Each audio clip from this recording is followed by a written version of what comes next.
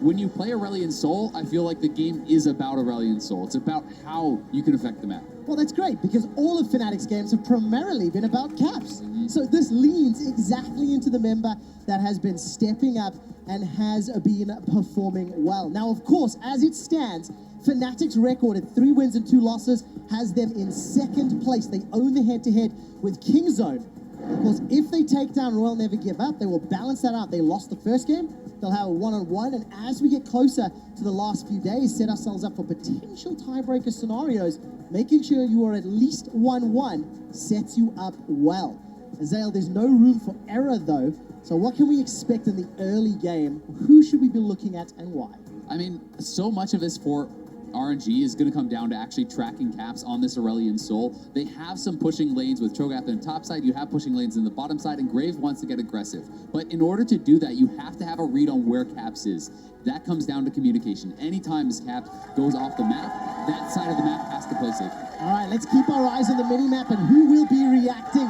Ladies and gentlemen in Berlin, it is Royal Never Give Up taking on Fnatic. And I tell you what, this crowd has been charged all weekend long. And you can hear the split calls. Vedius, let's turn our attention now to this Aurelion Sol. Turn our attention to some of the builds. I'm seeing a couple of teleports.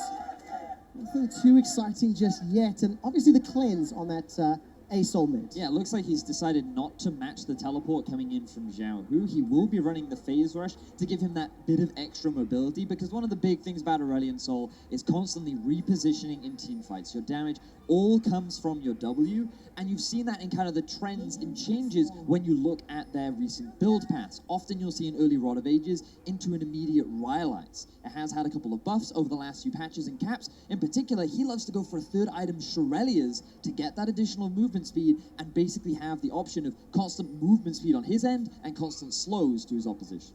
I'm also looking down at the rune choices here for the supports. It is Airy for Ming, kind of more lane power there as for in the form of the poke. And also Hill is saying he is not playing Unsealed Spellbook. He's going right for the Guardian, which again is kind of more of that solid lane focused pick and can be very powerful in team fights as well. But it becomes less then about the roaming, less about supports moving around the map as they don't have access to the teleport. But he doesn't want to roam around them. He wants people to roam to him, Azale. It's all about caps. And you can see this is the really obnoxious thing about Aurelion Sol. He often pushes in mid, but look at MLXG. Going for a bit of a sneaky early play in the middle lane. Let's see what Caps can do. He's got a lot of tools to his kit to get away with this. With the flash and the cleanse, get away from the rune prison. Just take a buckshot to the face, eaten into the line. Not the most exciting of ganks, but it will give some pressure to Zhao Hu. Make Caps sit a little further back. And when MLXG goes in there, he's not actually expecting to get a kill. He just doesn't want to invest too much time and actually fall behind as far as the experience and levels are concerned by too much. So Caps playing it pretty safely. MLXG gets what he can, which is a little bit of chip damage. And now Caps has vision on where MLXG is. This gives him more confidence to start pushing in this lane. And you will note how much mana he burns through during the early laning stages. And this is something that he'll constantly be aware of, because right now, he doesn't have the mana to trade. Yeah, look at the minimap though. Brox is coming up from below. If Zhao Hu had continued to chase, that could have been turned around. But Zhao Hu, realizing the threat, doesn't chase into the darkness, learned from the mistakes earlier today against Team Liquid. That means that Fnatic get away with it, rather, RNG get away with that play. And it was a really good ward from MLXG that actually warned him Brox was coming. Had he not had that ward, maybe he does get greedy for that kill. But, you know, Caps, as you said, out of mana, but you hit level 3, you go to base, you fly back to lane, and you continuously refill and recharge it and keep that shove going. But, you know, Caps, I certainly did miss a fair bit of the farm, you know, when you are doing this push, and sometimes if you aren't playing it perfectly, you will miss a lot of it. Well, Caps on this Aurelion Sol, 4 wins and 1 loss over his career, 7.3 KDA. So he's comfortable, he knows what he's doing. And of course, you know, we talked a lot about the wave management. I have to keep looking at the minimap. Where is MLXG? Where is Broxer? If Caps keeps shoving in with that Celestial expansion, how pivotal will that be? By the way, Ocean Drake being snuck away there by Broxer, extremely pivotal at 3.5 minutes. Not only is Ocean Drake a really valuable Drake in terms of the early game, we've talked a lot about it throughout this tournament, but bot lane have the push, and they were able to get vision on MLXG towards the top side of the map. Not entirely sure which ward spotted that one out, because I think that was only recently placed in that tri-bush by Whippo, but they have the awareness, they secured this very early Drake, And funnily enough, I was talking to Whippo earlier on in the day, and I walked past him and I said, hey, your Ornn was pretty good yesterday. And he goes, yeah, well, lane is super easy when you get an Ocean Drake at 4 minutes into the game. So I'm sure he's going to be pretty happy now that he's been able to give him that same opportunity. I mean, it's such an incredibly effective dragon to get that early on. It becomes very hard to push you out. Your jungler essentially never has to go back to base if he doesn't want to then, because oftentimes you're limited more by your mana pool than you are by the actual HP. We haven't really looked at this bottom lane yet, gentlemen, but as we take a glimpse down, Reckless and Hylissang are even on CS. They actually shoved the wave in pretty heavily, which allowed them to move into the Dragon Pit just a moment ago. And Uzi and Ming, a little bit more defensive this time around. We haven't seen the trades yet, but we'll keep a glance on it as the CS still is bang on you. And part of that is simply because every time Caps goes into the darkness, you have to say, well, he might be coming here. You have to play with that respect, which makes them step back, which allows Reckless to kind of push in. And that can get Reckless, to this stronger point, because Tristan is not seen as a super strong laning AD carry, but if you can invalidate the lane phase by always having to push, you skip it. It's also tied in with the fact that MLXG has passed towards the top side of the map. He did start on the red buff. He went then cleared his Raptors out, cleared his entire top side, and then stole away the enemy Krugs from Fnatic. That meant that in the event that Aurelion Sol or a Broxah shows up towards bot side, they're not going to have that jungle support, and RNG are just forced to play on the back foot. Oh man, it's going to be so interesting to see how this game plays out. As you mentioned, the mind games, the ability to use that comment of legend to switch between lanes so quickly, it also completely changes how you're meant to ward, how you're meant to protect against those plays because of the impact that the single champion has on the game. It's also really cool to see that Caps has actually held on to all his minion dematerializer charges. Very often at this point in the game, I mean, you look at everyone else's, they've used half their charges. He has not expended a single one because the push is so incredibly strong from Aurelion Sol, and he's not just kind of thoughtlessly using it. Well, because the push is strong, the minion wave is cleared out. Caps may need to use this cleanse and flash, trying to get away from MLXG, holding on to summon spells. Voice of Light buys some time.